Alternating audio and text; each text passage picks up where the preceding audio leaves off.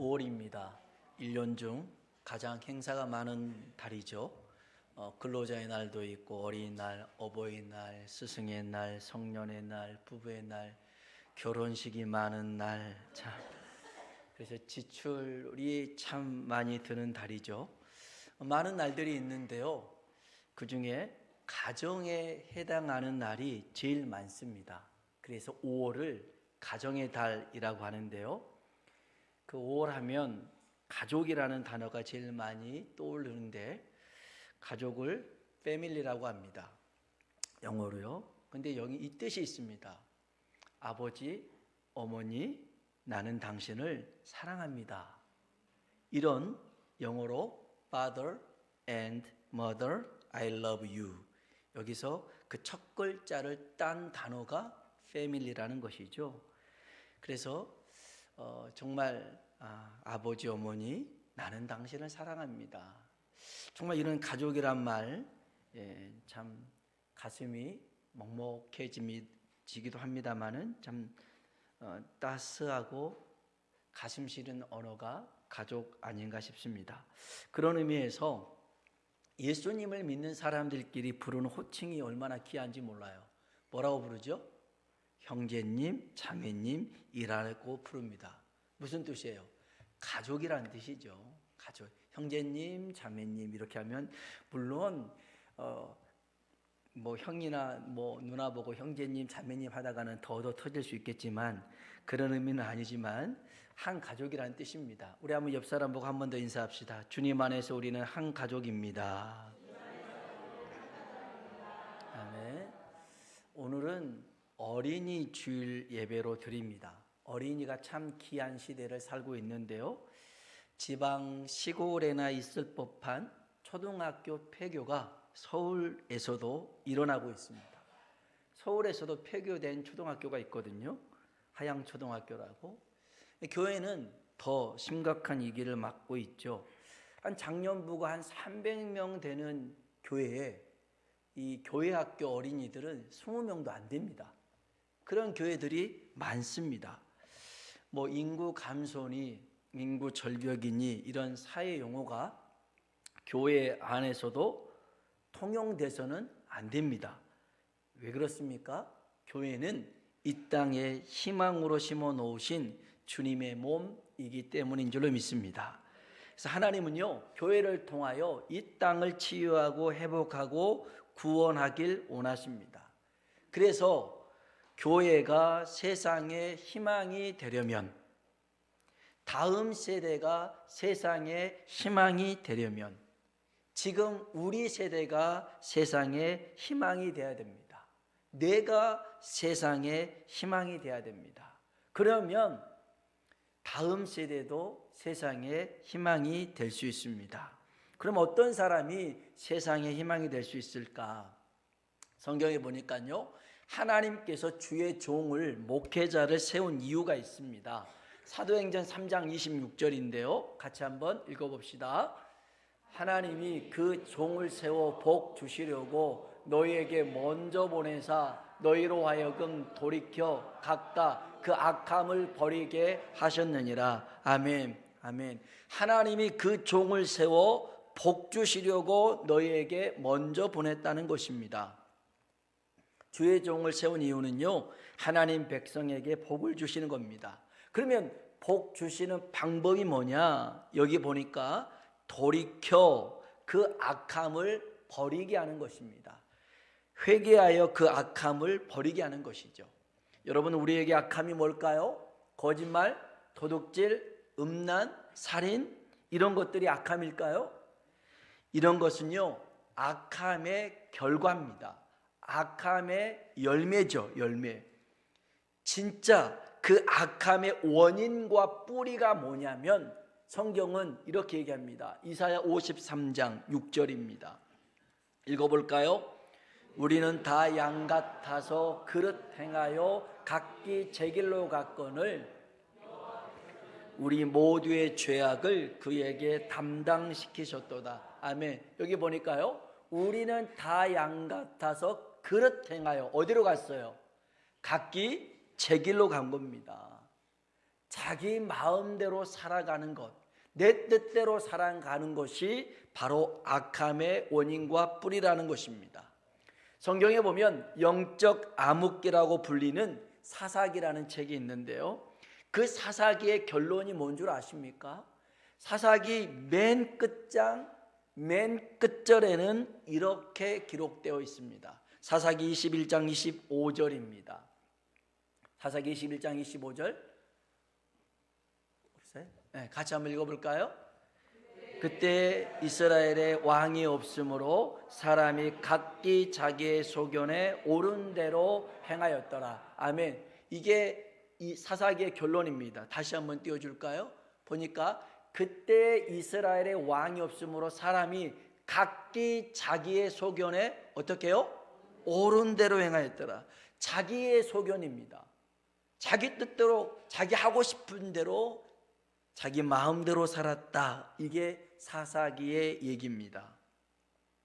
하나님께서 주의 종을 통하여 그 백성에게 복을 주시는 방법이 뭐냐면 내 생각을 버리고 하나님 말씀으로 돌아오라는 것입니다. 하나님 말씀이 임하면, 하나님 말씀에 붙들리면 달라진 인생을 살 수 있다. 이게 성경이 말하고 있는 바입니다. 어거스틴이라는 사람이 있습니다. 아우구스티누스라고 하는데요, 서방 교회의 교부이고 신학자입니다. 교회사에서 신약 시대 이후에 가장 탁월한 기독교인으로 평가됩니다. 이 어거스틴이요, 어릴 적에는 믿음 생활을 굉장히 잘했어요. 어머니를 따라다니면서 신앙생활을 잘했는데 대학교를 들어가면서 허랑방탕한 삶을 살기 시작합니다. 그리고 어느 여인과 동거하면서 사생아도 낳습니다. 이방 종교였던 만이교에 심취해가지고 하나님을 떠납니다. 이런 아들을 보면 엄마의 마음이 얼마나 안타깝겠어요. 그 어머니 모니카가 애통하는 마음으로 눈물로 밤을 지새우며 하나님 앞에 기도를 드립니다. 그런데 놀랍게도 그 어머니의 눈물의 기도가 역사가 있어요. 그 눈물이 주의 병에 다 담아지고 거기에 가득 차니까 역사가 일어납니다. 어느 날 어거스틴이 집에 있는데요, 동네 아이들이 노래를 부릅니다. 떠들며 노래를 불러요. 그런데 그 노래는 처음 들은 노래였어요. 그런데 그 노래가 웬걸 이 어거스틴의 깃전을 계속 울립니다. 그 가사는 이거였어요. 들어 읽어라, 들어 읽어라, 톨레레게, 톨레레게. 아이들이 노래 부르니까 그냥 부른 것 같다고 지나칠 수 있는데 그 들어서 읽어라, 들어 읽어라 이 말이 계속 마음에 울림이 있었어요. 그래서 서재로 들어갔어요. 들어가서 성경을 들어서 읽었어요. 성경을 쫙 폈더니 로마서의 말씀이 나오는 거였어요. 로마서 13장 12절로 14절에 있는 말씀인데요, 같이 한번 읽어봅시다. 밤이 깊고 낮이 가까웠으니 그러므로 우리가 어둠의 일을 벗고 빛의 갑옷을 입자. 낮에와 같이 단정히 행하고 방탕하거나 술 취하지 말며 음란하거나 호색하지 말며 다투거나 시기하지 말고 오직 주 예수 그리스도로 옷 입고 정욕을 위하여 육신의 일을 도모하지 말라. 아멘. 밤이 깊고 낮이 가까웠으니 이제는 어둠의 일을 벗어라. 빛의 갑옷을 입어라. 정욕을 위해서, 육신을 위해서 살지 마라. 이 말씀을 읽는데 이 말씀이 어거스틴의 영혼을 점령해 버렸어요. 그는 더 이상 어둠 가운데, 죄 가운데 머물러 있을 수가 없었어요. 그래서 그는 이 말씀이 그 영혼을 점령하는 순간 그는 빛 대신, 생명 대신 예수님께로 나오게 된 줄로 믿습니다. 그래서 그가 변화된 인생이 되었어요. 오늘 이 시간에 우리에게도 살아 역사하는 하나님의 말씀이 우리 영혼을 붙잡으면, 우리가 그 말씀에 붙들리면 하나님 목적에 맞는 인생, 복된 인생을 살게 될 줄로 믿습니다.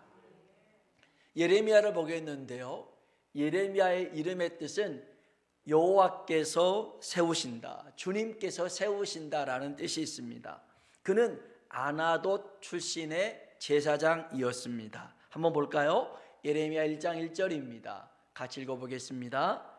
베냐민 땅 아나돗의 제사장들 중 힐기야의 아들 예레미야의 말이라. 아멘. 예레미야는 제사장이었어요.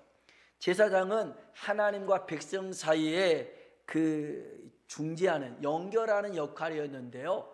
제사장직은 세습이었습니다. 세습. 아버지가 제사장이면 아들도 자연스럽게 제사장이 되는 거였습니다.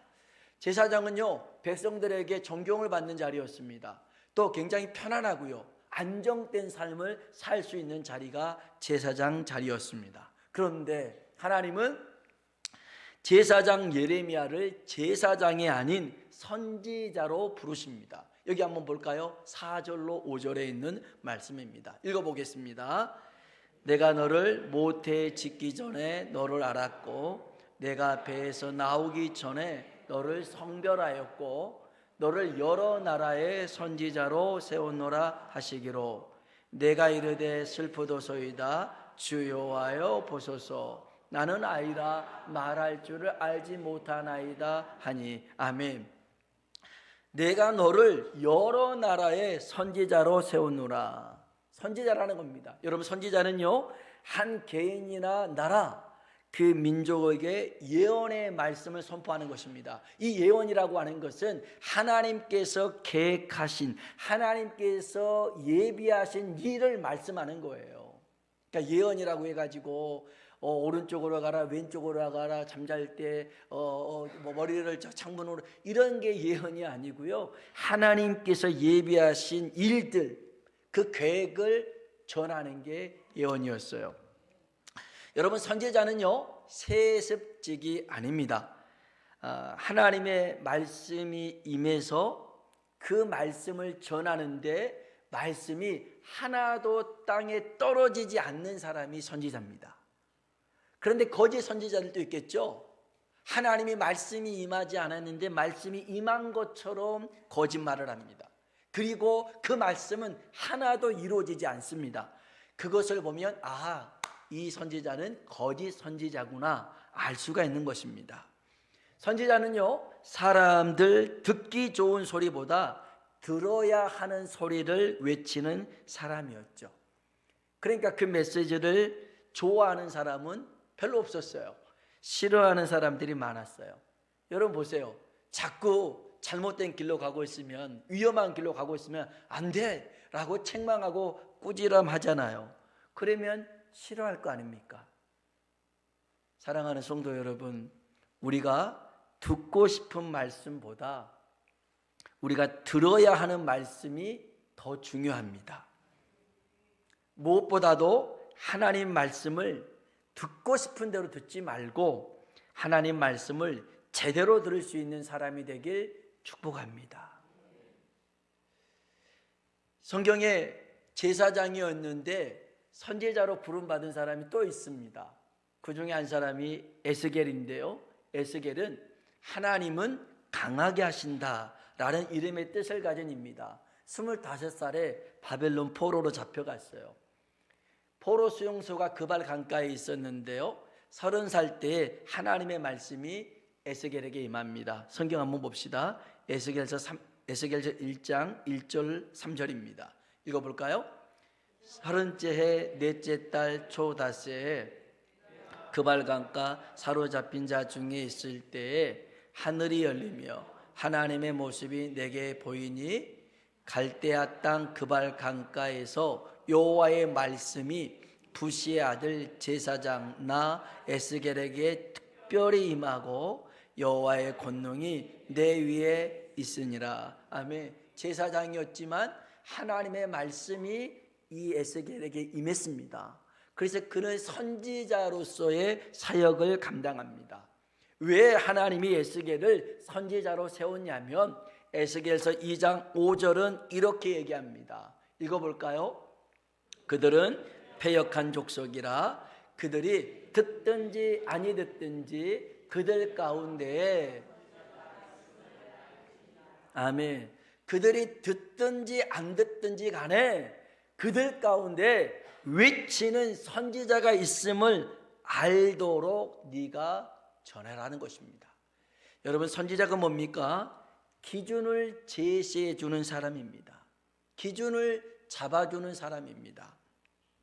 이따가도 얘기하겠습니다마는 여러분, 오늘 하나님의 말씀을 우리가 받고 살아가는 사람들이 엄밀히 따지면 선지자는 아니지만 이 말씀대로 살아가는 이들이 바로 이 시대의 선지자를 알 수 있습니다. 그래서 이 시대의 선지자가 어떤 삶을 살아야 됩니까? 말씀이 기준되어진 삶을 보여줘야 됩니다. 제시해줘야 됩니다. 교회 안에 직분자를 세울 때도 마찬가지입니다. 시간이 돼서 때가 돼서 직분자를 세우는 게 아니라 신앙생활은 이렇게 하는 것입니다 라고 기준이 되고 모델이 되어주는 사람이 교회의 직분자이라는 것입니다. 여러분, 기준이 틀려지면요 다 틀려집니다. 기준은 어떤 경우에도 똑바로 서 있어야 됩니다.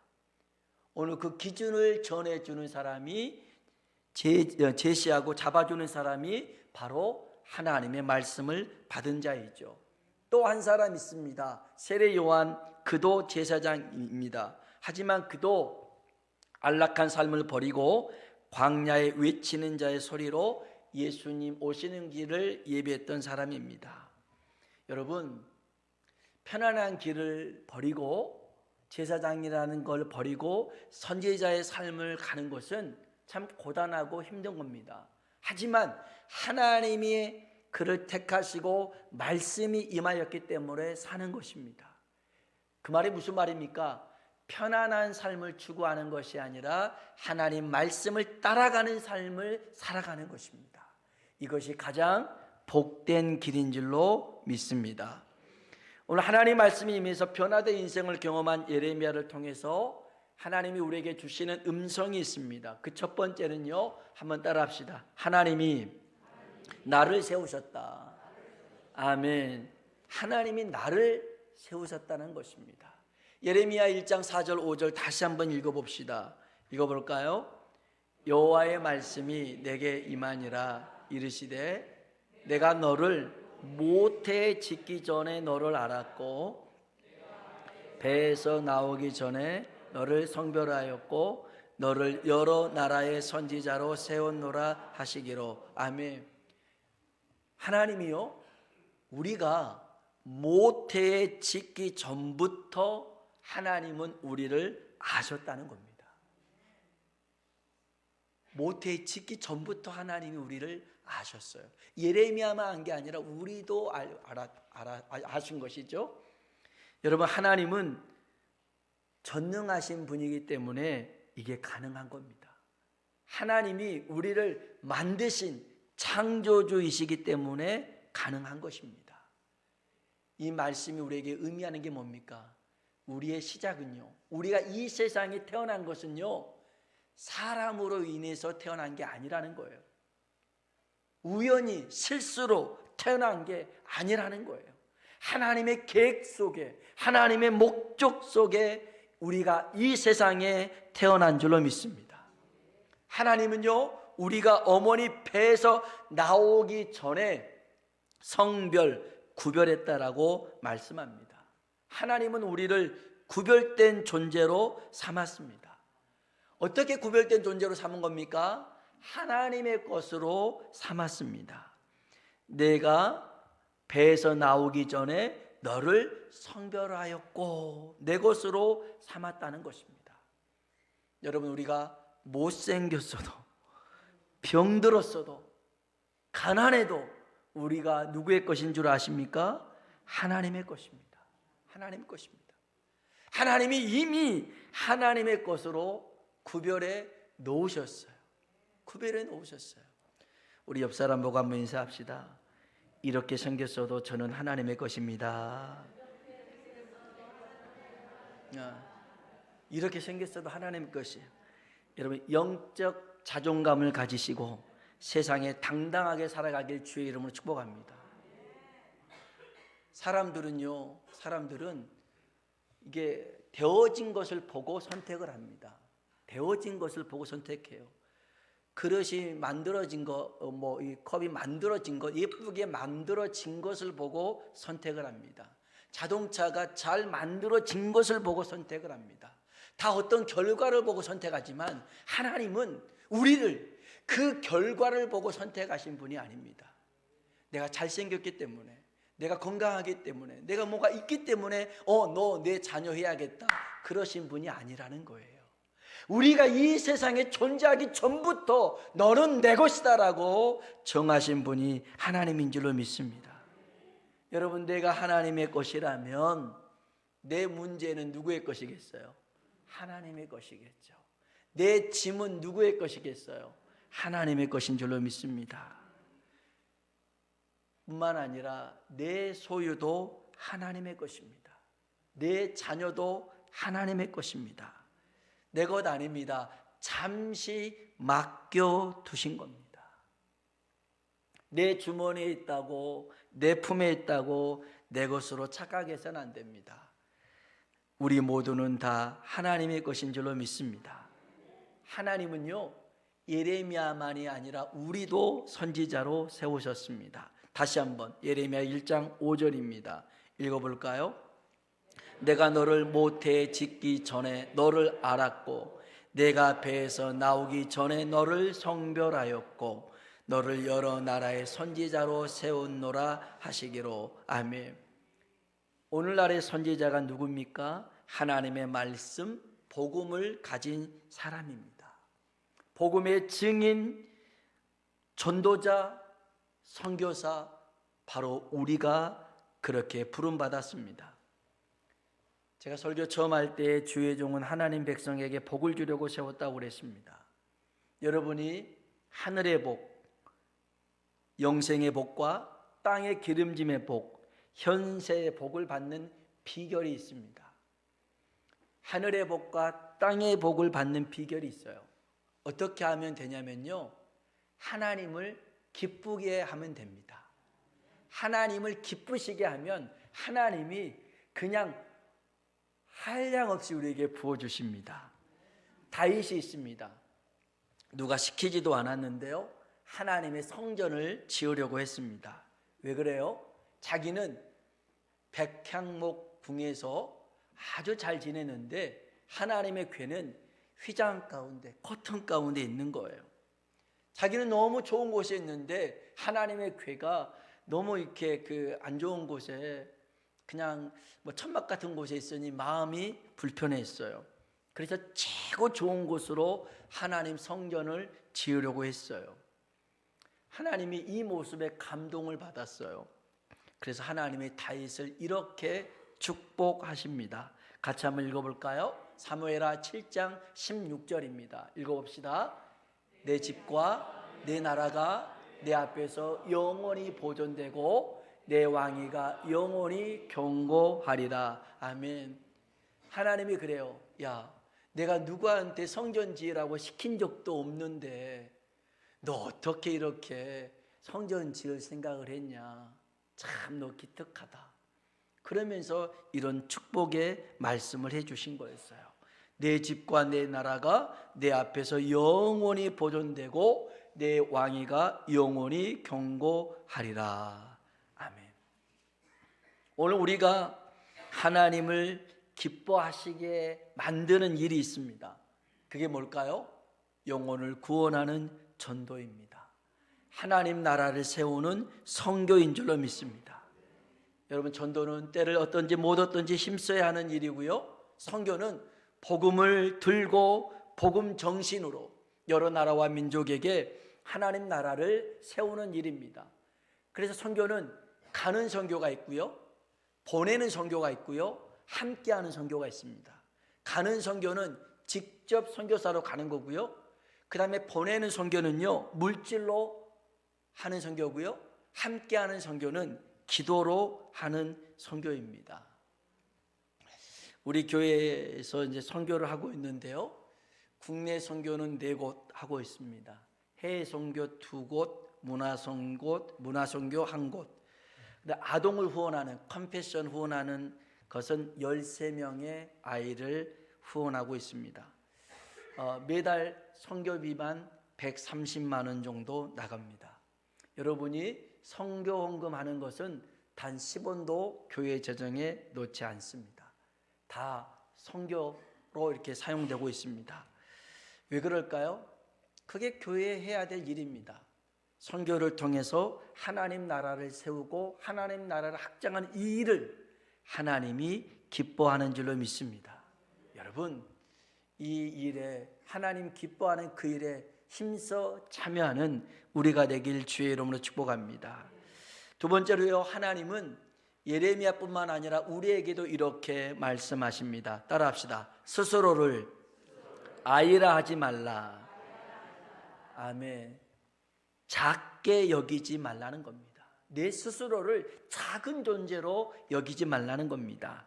예레미야 1장 6절로 7절입니다. 같이 한번 읽어볼까요?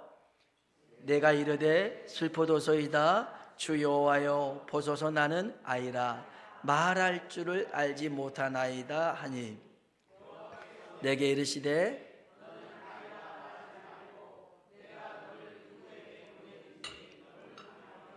내가 내게 무엇을 명령하든지 너는 말할지니라. 아멘. 예레미야 그럽니다. 나는 아이라 말을 못합니다.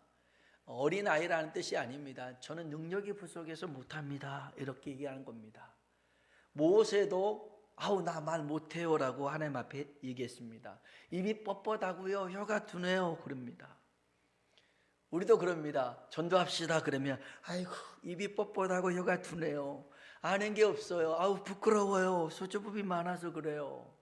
그런데 사실 우리가 이렇게 말하는 이유는 진짜 말을 못하기 때문이 아니라 내가 말했을 때 상대방의 반응, 그 다음의 반응이 두렵기 때문에 그렇습니다. 거절하면 어떻게 하지? 무시하면 어떻게 하지? 내가 이렇게 예수 믿으라고 했다가 불이익을 당하면 어떻게 하지? 이런 마음들이 우리 안에 있더라는 것이죠. 하나님은 예레미야에게도 이런 두려움 속에 있기 때문에 그에게 이렇게 말씀하셨어요. 예레미야 1장 8절 한번 볼까요? 읽어봅시다. 너는 그들 때문에 두려워하지 말라. 함께하여 너를 구원하리라. 나 여호와의 말이니라 하시고. 아멘. 너는 그들 때문에 두려워하지 마. 내가 너와 함께하겠다. 아멘. 여러분, 하나님은 한 번도 우리에게 결과에 대해서 책임져라 한 적이 없어요. 결과에 대해서 책임져라 그러지 않았어요. 하나님의 부르심의 과정에 순종하라고 말씀하셨어요. 여러분, 결과는 하나님이 하신 줄로 믿습니다. 결과는 내 몫이 아니에요. 하나님의 몫입니다. 한번 따라합시다. 할 수 있다. 하면 된다. 해보자. 그런 찬양 있잖아요. 할 수 있다 하면 된다. 후속곡이 나와야 될 것 같아요. 되잖아 되잖아 하니까 되잖아 막 이런 후속곡이 맨날 할 수 있다가 아니라 되잖아 되잖아 하니까 되잖아. 여러분, 두려워하지 마시고요. 결과는 하나님이 아시는 거예요. 우리는 하나님 부르심 속에 우리는 순종하며 나아가는 하나님 사람 되길 주의 이름으로 축복합니다. 여러분이 모르는 이 마지막 사실이 있는데요, 이게 굉장히 중요합니다. 우리는 그렇게 중요하게 여길지 않을지 모르지만 여러분, 하나님께서 우리 입술에 하나님 능력의 말씀을 주셨어요. 이 말이 얼마나 대단하냐면 성경 한번 봅시다. 예레미야 1장 9절입니다. 같이 한번 볼까요? 읽어봅시다. 여호와께서 그의 손을 내밀어 내 입에 대시며 여호와께서 내게 이르시되. 아멘. 보라, 내가 내 말을 내 입에 두었노라. 예레미야의 입술의 말은 예레미야의 말이 아니고 누구의 말이에요? 하나님의 말씀이라는 겁니다. 너는 내 말을 대언하면 되는 거야. 여러분, 하나님 말씀을 대언해도 기적과 능력이 나타날 줄로 믿습니다. 에스겔서 37장 4절에는요 이런 말씀이 있습니다. 같이 한번 읽어볼까요? 내게 이르시되 너는 이 모든 뼈에게 대언하여 이르기를 너희 마른 뼈들아 여호와의 말씀을 들을지어다. 아멘. 에스겔이 마른 뼈들에게 하나님의 말씀을 대언합니다. 너희 마른 뼈들아 여호와의 말씀을 들을지어다. 그러면서 살아나라고 그럽니다. 마른 뼈가 어떻게 살아납니까? 하나님의 말씀이 선포되니까 뼈들이 붙고요, 그 위에 힘줄이 피고요, 그 위에 살가죽이 덮여지고요, 그리고 하나님의 영이 들어가니까 하나님의 군대가 된 줄로 믿습니다. 어떻게 가능해요? 하나님 말씀이 능력이니까. 오늘 우리에게 주시는 이 말씀이 아무것도 아닌 것 같지만 주 예수를 믿으라. 그리하면 너와 내 집이 구원을 얻으리라. 이 말씀으로 말미암아 구원받는 역사가 있게 될 줄로 믿습니다. 하나님은 예레미야에게요, 너의 입에 준 이 말씀의 능력이 어떤 것인가에 대해서 마지막 10절에 이렇게 설명합니다. 예레미야 1장 10절입니다. 읽어볼까요? 보라, 내가 오늘 너를 여러 나라와 여러 왕국 위에 세워 내가 그것들을 뽑고 파괴하며 파멸하고 넘어뜨리며 건설하고 쉽게 하였느니라 하시니라. 아멘. 나라를 무너뜨리고 나라를 세울 수 있는 능력이 어디에 있어요? 하나님의 말씀에 있더라는 거예요. 하나님의 말씀대로 순종했더니 여리고성을 돌 때 너희 말하지 마라, 아무 소리도 내지 마라. 그렇게 매일 한 바퀴씩 돌았어요. 마지막 날 돌 때는 7바퀴를 돌면서 외치라고 했어요. 여리고성아 무너져라 외치라고 그랬어요. 그 견고한 여리고성이 하나님 말씀대로 순종하고 외쳤더니 무너지게 된 줄로 믿습니다. 무너졌어요. 여리고성을 그들이 칼이나 창으로 점령한 게 아니에요. 하나님의 말씀으로 점령했더라는 거예요. 여러분, 하나님 말씀에는 능력이 있습니다. 여러분, 사람의 말에도 능력이 있잖아요. 제가 시골에서 사역할 때요, 한 주일 학생이 저를 찾아봤어요. 목사님 왜 오냐 그랬더니 언니들이 교육감 문을 잠가놓고 열어주질 않아요 그러는 거예요. 열어달라고 해. 안 열어줘요. 그래? 그러면 가서 목사님이 문 열어달라고 했다고 해. 그랬어요. 알겠어요 하고 가가지고는 문 열어달라니까 안 열어주니까 목사님이 문 열래 이렇게 얘기한 거예요. 문이 열렸을까요? 안 열렸을까요? 열렸어요. 얘 말로는 안 열리는데 목사님이 문 열래 그랬더니 문이 열리는 거예요. 사람의 말에도 이렇게 능력이 있는데 살아계신 하나님의 말씀에는 얼마나 능력이 있겠어요. 여러분, 오늘 우리에게 주신 이 말씀이 나를 변화시키고 우리의 가정을 변화시키고 이 민족을 변화시킬 수 있는 줄로 믿습니다. 살릴 수 있습니다. 하나님께서 소망으로 이 나라를 다시금 회복시켜 줄 수 있습니다. 그러니 여러분, 우리가 하나님 말씀 붙들고 세상 가운데 담대히 주의 복음을 외치며 살아가는 우리 모두가 되길 주의 이름으로 축원합니다. 기도하겠습니다. 오늘 하나님이 우리에게 말씀하십니다. 내가 너를 선택했다. 내가 너를 구별하였다. 그러니 너는 아이라고 말하지 마라. 능력이 작다라고 얘기하지 마라. 못한다고 얘기하지 마라. 내가 너와 함께 할 것이고 내 말을 내 입에 줄 것이다. 맞습니다. 우리의 능력으로는 안 되죠. 그러나 내게 능력 주시는 자 안에서는 모든 것을 할 수 있음을 믿습니다. 우리가 이 시간 구할 것은요, 하나님, 나를 자녀 삼아 주시고 또 나를 구원해 주신 것 감사합니다. 이 세상 살아가는 동안 내가 하나님의 것임을 잊어버리지 않고 살게 하여 주시고, 또한 세상 가운데 정말 하나님의 나라와 영광을 위하여서 능력 있는 삶을 살아갈 수 있도록 내게 능력을 베풀어 주시옵소서.